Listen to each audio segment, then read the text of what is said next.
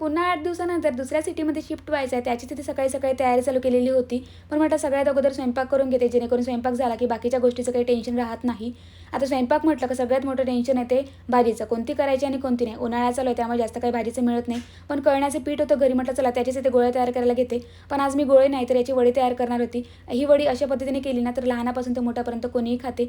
पीठ छान तयार करून घेतलं होतं. काही बेसिक मसाले, थोडं आलं लसूण जिऱ्याची पेस्ट, त्यामध्ये थोडं तेल ॲड करून घेतलं होतं जेणेकरून चिकट नाही, छान अशी क्रिस्पी वडी होते. नंतर कुकरच्या डब्याला तेल लावून 2 शिट्ट्या काढल्या, त्याला छान वड्या तयार करून घेतला. आता इथे फ्राय करायला घेतल्या होत्या. याला जास्त काही डीप फ्राय नाही करायच्या, याला फक्त शॅलो फ्राय करून घ्यायच्या आहे. नंतर तेलामध्ये थोडं तेल टाकून घेतलं, त्यामध्ये कांदा, बेसिक मसाले टाकले आपले जे मी डेली यूजसाठी खडे मसाले काही यूज नाही करत, कांदा खोबरं आणि फक्त आला लसूण जिऱ्याची पेस्ट यूज करते.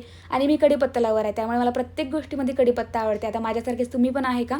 काही बेसिक मसालेसुद्धा यामध्ये ॲड करून घेतले, त्याला थोडं ग्रेव्ही तयार करून घेतली.